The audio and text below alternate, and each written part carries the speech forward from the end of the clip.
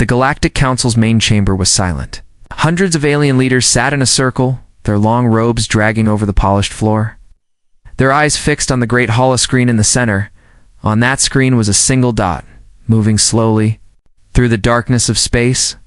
It was small compared to the massive fleets the Council commanded, yet its presence made even the oldest warriors uneasy.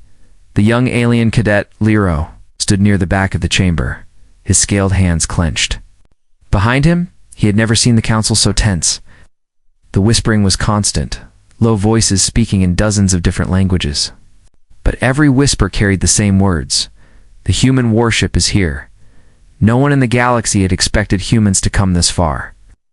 They were a young species by galactic standards, still considered primitive just a few decades ago, but in the last 2 years, reports had begun to reach the Council. Reports of human ships defeating entire fleets of weapons no one understood. Of captains who fought like they had nothing to lose. On the holoscreen, the dot grew larger.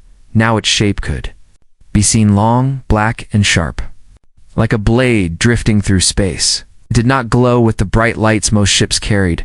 It was silent, its engines a faint pulse, moving with slow, deliberate confidence. One council leader, a tall insectoid with silver armor plates, spoke. "First, this ship destroyed our 5th fleet at Ilarion," he said, his voice clicking with each word. "It broke through in less than 7 minutes and left nothing but wreckage." Another leader, whose skin shifted colors like liquid, narrowed her eyes. "That was only one of our fleets. This time we are ready. This time they will face the Council's brightest." Around the chamber, the brightest stood, scientists, strategists, and engineers chosen from every star system. They had studied every scrap of data on this human ship, searching for weaknesses. They believed they had found them, and now, with the full power of the Council's fleets gathered, they would strike. The Council's orders were clear. The human ship was to be surrounded, blocked from every escape route, destroyed before it could reach the core systems. Lero swallowed hard, staring at the ship on the screen. It did not move faster. It did not turn away. It kept coming when the fleets made contact. The view on the holoscreen changed. Rows of alien warships appeared in formation, their hulls shining with polished armor, weapons locked on target. The human ship floated at the center of the trap, still silent, still calm. The lead council admiral's voice boomed across the chamber. "This is the Galactic Council. You are trespassing in forbidden space. Power down your engines and surrender immediately." For a moment, there was no reply. Then, through the static, a voice spoke. It was deep, steady, and human. "This is Captain Elias Kane of the warship Iron Resolve. We are not here to surrender." The words sent a ripple through the chamber. The council leader slammed a clawed hand on the table. "Fire on my command," he ordered. The alien fleets moved first. Thousands of bright energy bolts shot through the darkness, filling the space around the human ship with deadly light. Lero's heart pounded as he watched. Sure, the ship would be torn apart in seconds. But the blasts never reached it. They vanished. As if swallowed by the air itself, a shimmering ripple surrounded the human vessel. Bending the light, bending reality, the alien commanders stared in disbelief. The brightest began shouting calculations, trying to understand what had happened inside. The Iron Resolve, Captain Kane stood with his crew. They did not panic, they did not rush. They had been here before. The captain gave a small nod. "Return fire," he said from the human ship. A single shot was fired. It cut through the nearest alien dreadnought as if slicing through paper. The massive ship exploded in silence. Debris scattering into the void, the chamber filled with shouts. Some leaders demanded retreat, others demanded another attack. But the human ship did not chase. It simply held position, its dark hull reflecting the light of the dying dreadnought. Lero could feel it. This was not just a battle. This was a warning. And yet deep inside, he wondered if this was only the beginning. What would happen when the humans decided to truly fight? The alien dreadnought's wreckage still drifted in the cold black. Chunks of metal spun slowly, catching light from distant stars.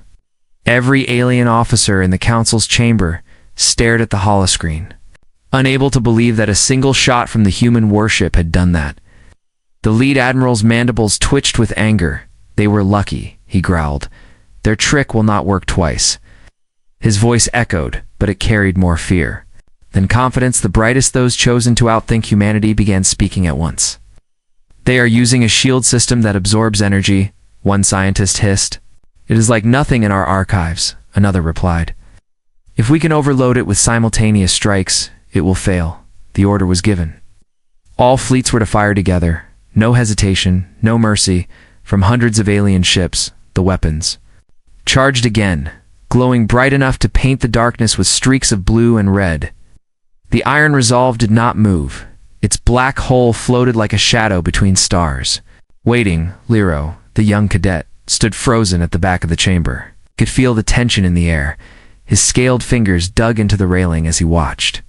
Even though the human ship was the enemy, part of him wanted to see how it would survive again. The admiral shouted, "Fire!" In the same instant, thousands of energy blasts crossed the void, converging on the human ship from every direction. For a heartbeat, it looked like the entire sky had turned into a cage of light. Then, nothing. Every blast vanished into the same shimmering ripple around the human ship. It was as if space itself had swallowed the attacks. Gasps and curses filled the council chamber. The brightest stared in horror, their calculations, their plans all wrong. Inside the iron resolve, Captain Elias Kane stood calm. His crew moved like a single machine. No wasted movement, the ship's AI reported, shields holding at full capacity. Kane's lips curled into the faintest smile. They still don't understand, he said softly, then louder. Weapons all forward batteries, target command ships only on the outside. The human warship came alive. Panels along its hull slid open, revealing weapons no alien had seen before. Instead of glowing barrels or missile pods, the weapons seemed like empty rings of metal. They pulsed once, and then unleashed pure destruction. The first alien command ship was sliced in half. The second vanished in a silent implosion, its mass crushed into a single fragment of burning debris. The third tried to turn away, but the human fire followed like a predator's claw, tearing it apart in the council chamber. The silence was broken only by the alarms from the holoscreen. Red icons marked each destroyed flagship. Without their commanders, the alien fleets began to lose formation. Some ships drifted without orders, others broke ranks entirely. The brightest scrambled to adapt, separate the fleets. One shouted attack from beyond their weapons range. Another yelled, but the admiral could see the truth. There was no safe range. The human ship was too fast, too precise. Every shot it fired counted, and every shot destroyed something vital. Lero's claws tapped the railing in an unsteady rhythm. This wasn't just a battle, it was a demonstration. The humans were showing the council exactly how weak their best and brightest truly were. A sudden transmission crackled through the comms. It was the human captain's voice again. Deep and calm, "This is not conquest," Kane said. "This is balance and you have none." The words felt like a blade cutting through the chamber. The alien leaders shifted uncomfortably, not because of the insult, but because deep inside they knew it was true. The admiral gave the retreat signal. Half the fleets began pulling back, trying to regroup. But Kane did not pursue. Instead, the iron resolve simply drifted forward. Its shield still shimmering faintly, every movement said the same thing: "We could destroy you. But we choose not to." For now, Lero's gaze stayed fixed on the dark shape. He could feel something in his chest, a strange mix of fear and respect. He didn't know what the humans wanted, but he knew one thing for certain. They were not done. As the alien fleets limped away, the brightest huddled together in whispers. Their faces were pale, their confidence cracked. They had failed in their first real test, and the warship was still here. Somewhere deep in the ship's silent halls, Captain Kane gave his next order. "Send the message," he said. The comm officer nodded, transmitting a single burst across open channels. It was not a demand, not a threat. It was a set of coordinates in the council chamber. The holoscreen flickered as the message arrived. The admiral's eyes narrowed. The humans were inviting them somewhere, but why? Lero's tail twitched nervously. He didn't know what lay At those coordinates, but he knew the galaxy was about to find out. The coordinates from the human warship still glowed on the holoscreen in the Galactic Council's chamber. No explanation had come with them, no warning, no demand, just numbers and silence. It was as if the humans were daring the Council to follow. In a smaller, hidden room beneath the chamber, the brightest gathered. They were the galaxy's most trusted strategists, scientists, and engineers, handpicked to outthink any enemy. They had survived wars, brokered peace, and solved problems. No one else could, but now their faces were pale, their eyes restless. They had seen what the iron resolve could do. The weight of failure sat heavy in the air. A tall avian scientist named Dr. Shira tapped her claws on the table. "This is not a normal warship," she said, her voice low. "It bends energy around itself. It redirects force. It drinks our weapons." She glanced at the others, but no one argued. Even the arrogant ones who had claimed humans were nothing but clever animals were now silent across the table. A reptilian tactician named Vorin hissed, "They should not have this technology. It is beyond them. They made it," Shira replied sharply. "They built it in secret while we ignored them.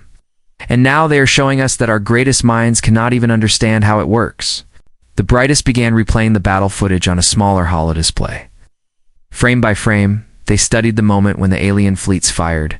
The ripple around the iron resolve fascinated and frightened them. It did not block attacks in the traditional way. It consumed them. Energy readings suggested the human ship's shields were not just defense. They were feeding the ship's own weapons, turning the enemy's power into fuel. A murmur spread through the room.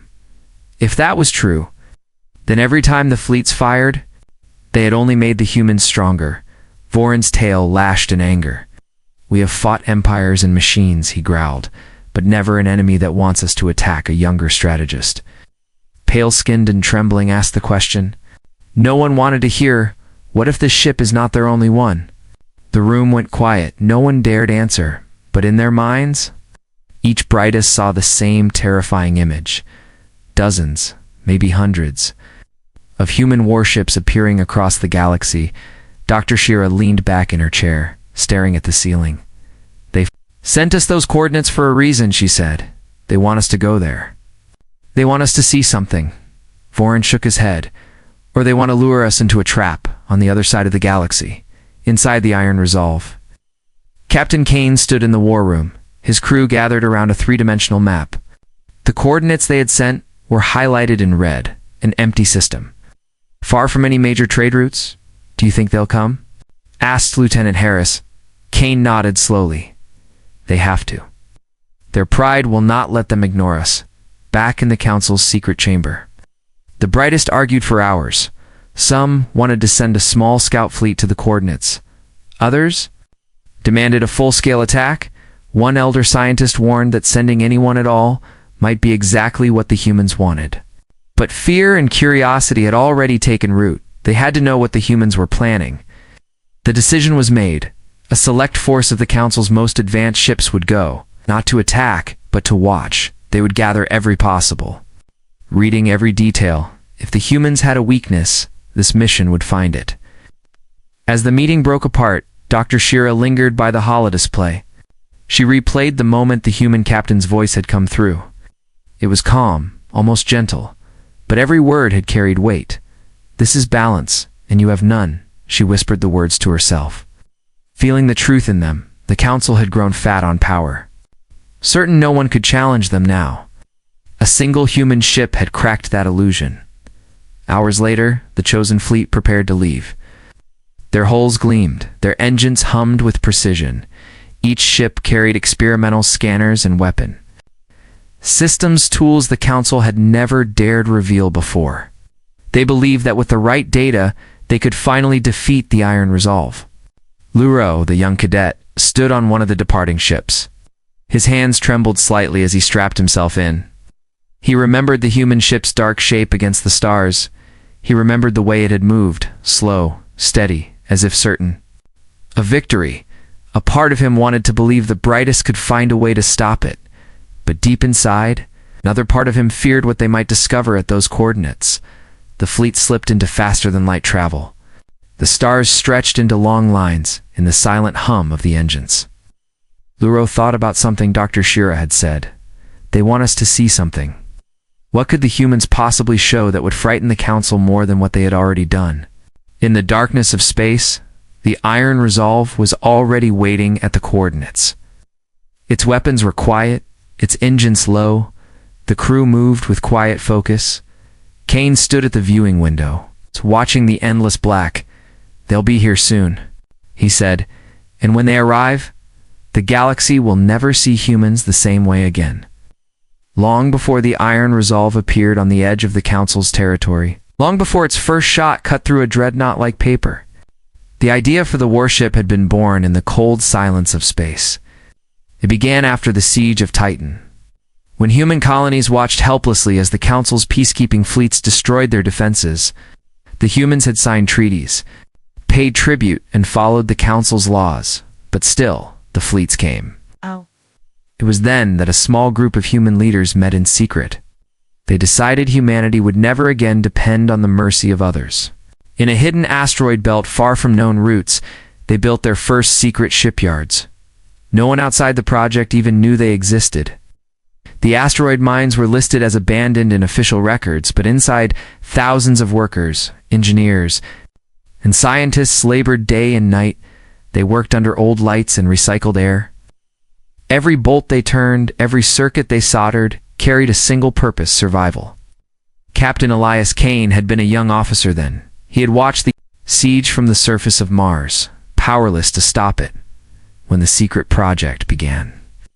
He was one of the first to volunteer, not just for command, but for construction. He hauled materials, helped design weapon layouts. He wanted to know every part of the ship he would one day lead. The Iron Resolve was not built from one idea, it was built from hundreds. Scraps of alien tech gathered from old battlefields, data stolen from Council archives, even ancient human blueprints upgraded with innovations no one else dared try. Its shields were developed by physicists who had once studied black holes. Its weapons were designed by engineers who worked in particle research. Its AI was trained in secret, using simulations of every Council battle on record. But the greatest secret of all was not its weapons or its shields. It was its crew. Every person aboard had been chosen for their skill. Yes, but also for their resolve. Some had lost families to Council wars. Others had been humiliated in trade disputes. All carried the same burning determination. Never again would humanity bow. Back in the present, at the empty system marked by the mysterious coordinates, the Iron Resolve floated silently. Its crew ran final checks. They knew the Council's observation fleet was coming, and they wanted them to see, in the war room. Kane stood with his officers. A large holographic display showed the empty black. Ahead, once they arrive, we let them watch, Kane said. We give them the truth. We make sure they understand. Lieutenant Harris frowned. Sir, why not destroy them here? Kane's gaze was steady. Because if we destroy them now, the Council will think it was just skill. But if they see how far we've come, how much we've built, they will know. They will fear the truth more than our guns, light years away. The Council's chosen observation fleet slipped through faster than light space. Dr. Shira stood at the command station of the lead ship. Her eyes fixed on the navigation display. Vorin, the reptilian tactician, paced behind her. They had been ordered not to engage, only to watch and record, but both knew that if the chance came to strike a blow, some captains might take it. When the fleet arrived, the human warship was exactly where the coordinates had promised. Floating in the shadow of a dead star, the Iron Resolve did not move. It simply faced them, as if waiting. Then, without warning, a signal came through, not encrypted, not hidden. Open for all to hear. This is Captain Elias Kane, the voice said. You want to know where we came from? How we built this ship? Watch closely. Behind the Iron Resolve, the darkness shifted one by one. Massive shapes emerged from the black. They were not ships, not fully. They were incomplete hulls, giant frameworks of metal and armor, shipyards, floating in deep space, hidden. In the star's shadow, the alien crews stared in disbelief. It was not one warship.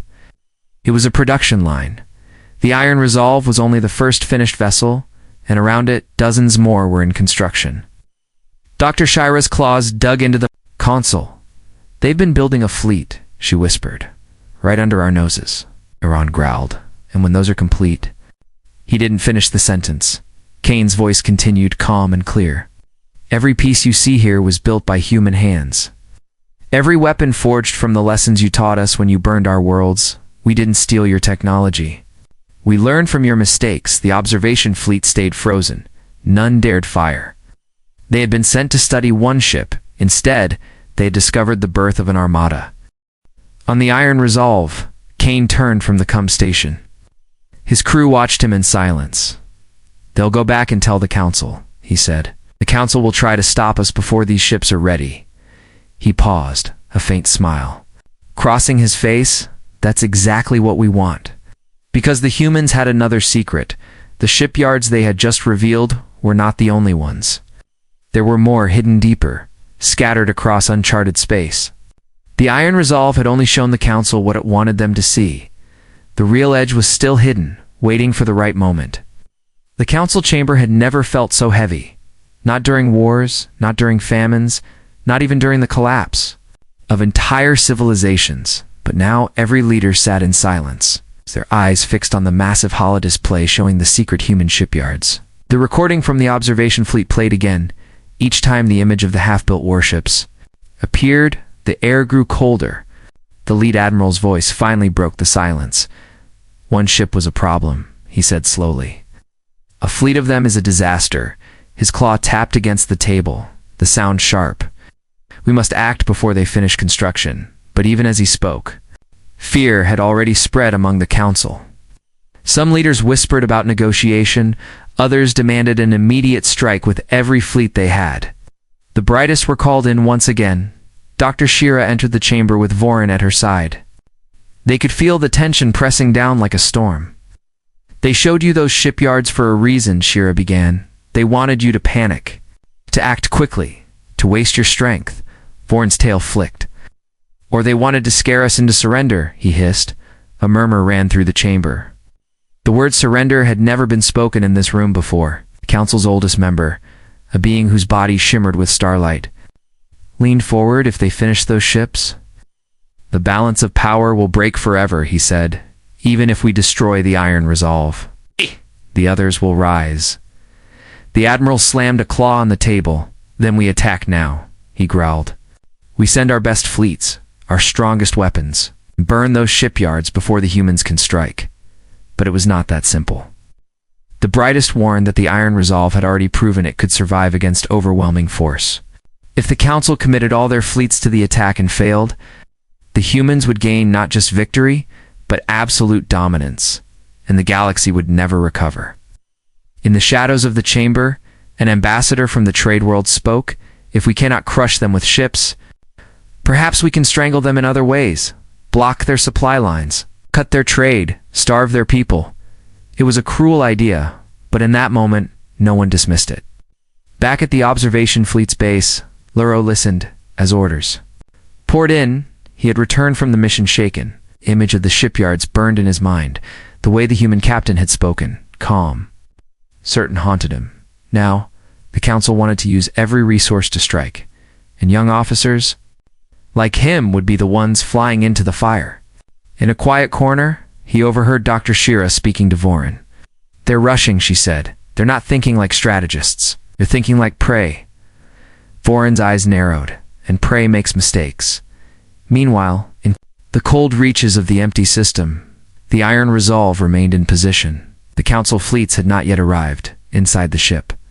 Captain Kane reviewed intercepted communications. He could see the Council's panic in their words. "They're coming," Kane said to his crew. "Not because they want to fight, but because they have no choice." Harris leaned over the table. "If they bring everything they have, can we hold them here?" Kane's smile was faint. "We don't need to. Only need to make them believe they can't win." Back in the Council chamber, the final decision was made. The largest combined fleet in centuries would launch within 3 days. Every ship with a functioning weapon was to be armed. The goal: destroy the shipyards at any cost. They would not stop until every frame of metal, every human ship was reduced to dust. But the brightest, though loyal, were uneasy. Shira knew the humans. had expected this move. She tried to warn the Council one last time. They are leading you into a trap. The Iron Resolve is not protecting those shipyards because it needs to. It is doing so because it wants to draw you in. But her words were drowned out by the roar of agreement to attack. As the meeting ended, Voran stopped her in the corridor. "You know they won't listen," he said. She nodded slowly. "Then we watch, and when the trap is sprung, we make sure we're not the ones caught in it." Far away, Kane stood at the viewing deck looking out at the dark shape of the shipyards. The warship's engines hummed softly. His crew moved with calm precision. Every system was ready, every weapon charged. They knew the Council's largest fleet was coming, and they were ready. Kane placed a hand on the glass.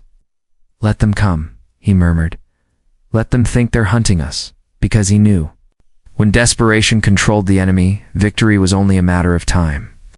The first signs of the Council's fleet came as faint blips on the Iron Resolve sensors.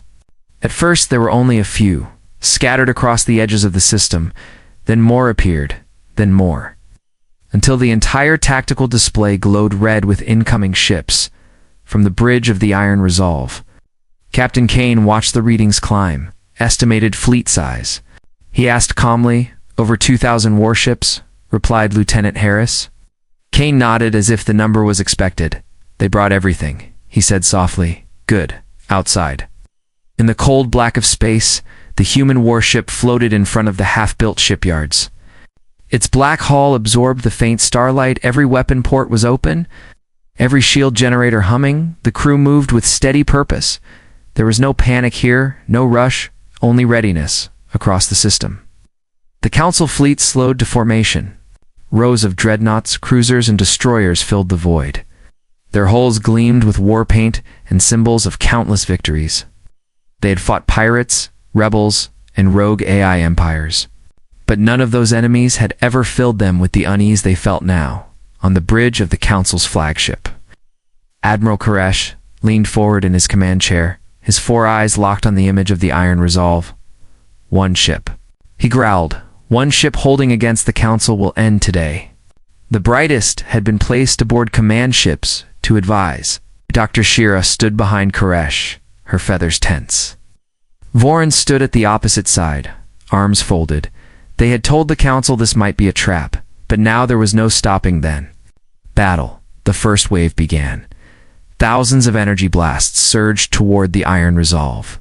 The black void lit up in blue, red, and gold. The human ship's shields shimmered once, then absorbed every shot. Not one beam reached the hull, shields at full. Reported the AI calmly. Kane gave a short nod. Return fire. Controlled shots. Target command ships only. The Iron Resolve fired. Its weapons moved like silent lightning, each shot precise. The first Council command ship split apart in a spray of molten metal. The second vanished in a sudden implosion. The third lost its engines and drifted helplessly. Panic began to ripple. Through the Council's formation, Shira gripped the railing. They're not trying to destroy the whole fleet, she realized. They're cutting the head off the command structure. The Council responded with a second wave. This time their ships spread out. They tried to attack from long range, but the Iron Resolve's weapons reached them no matter where they moved. Its shots curved through space as if guided by unseen hands. In the middle of the chaos, the Council's flagship charged forward. Admiral Koresh refused to sit back. "Bring us into close range," he roared. "If they want to fight, we'll give them one." The two ships closed the distance. The Iron Resolve's black hull and the Council flagship's silver armor stood like two titans ready to clash. The Council fired everything: plasma torpedoes, beam lances, kinetic slugs. Each weapon vanished into the human ship's shields. Each blast made the shields glow brighter. Inside the Iron Resolve, Kane gave a rare smile. "They still don't understand," he said. Then he gave the order. "Activate secondary systems from the ship's underside." Panels unfolded to reveal strange circular devices. They began spinning. Faster and faster, the space around the human ship seemed to warp. Council ships nearby found their targeting systems going dark. Engines sputtered, weapons misfired. It was not a weapon in the usual sense. It was disruption. Pure chaos in the enemy systems. Within minutes, a quarter of the Council fleet was drifting without control. Some crashed into each other, others spun away into deep space. Shira's eyes widened. "They're dismantling us without even killing us," she whispered. "They're making sure we see them win." The Admiral's voice was raw with rage. "All ships, all weapons, fire until your reactors die." The remaining fleet unleashed a storm of fire unlike anything seen before. The system itself glowed from the heat of the battle. Through it all, the iron resolve did not fall. Its shields pulsed steadily. Its weapons cut down enemy ships with calm precision. The Council's massive force, the pride of the galaxy, was being reduced piece by piece. The wreckage of the Council's greatest fleet drifted in the cold black.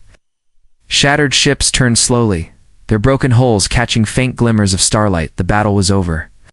But the silence that followed felt heavier than the sound of war. From the bridge of the Iron Resolve, Captain Kane watched the debris fields. The crew around him moved quietly, their faces calm. They had fought for hours, but no one cheered. This was not a celebration. This was a message. The Council. Flagship floated ahead, its engines damaged. Inside, Admiral Koresh sat in his chair, staring at the holoscreen.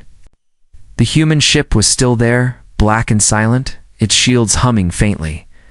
It had survived everything the Council could throw at it, and it was still waiting. A transmission came through.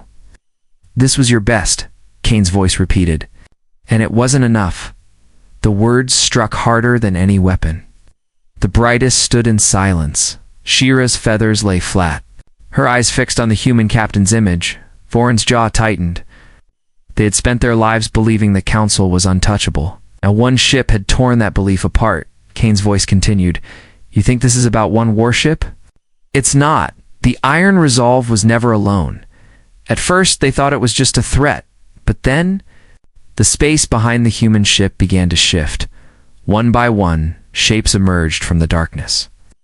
They were ships, dozens of them, each different in size and shape. Some were small and fast, others massive and heavy. Ow! Carried the same black hull design as the Iron Resolve. Gasps filled the Council flagship. Koresh gripped the arms of his chair. This is impossible," he whispered. Shira shook her head slowly. "No. This is preparation." Kane's voice was calm, steady. "While you debated and argued, we built. While you tightened your grip on the galaxy, we slipped through your fingers. You have seen one ship fight your best. Now imagine 100. On the Council's tactical display, each new human ship lit up in red. There were too many to count. They had been hidden until now in deep space and asteroid fields under cloaking nets. And now they were here. Voron turned to Koresh. His voice low. "If they all strike at once, nothing in the galaxy can stop them." Koresh did not answer. He could feel the truth of it in his bones. Kane's voice softened, but his words were sharper than ever. "We are not here to burn your worlds. We are not here to enslave your people. We are here to make sure you understand. You cannot control us. You cannot silence us. You cannot stop us." For a long moment, there was silence on both sides. The human fleet did not move to attack. The Council's crippled fleet did not fire. It was a moment of understanding and of fear.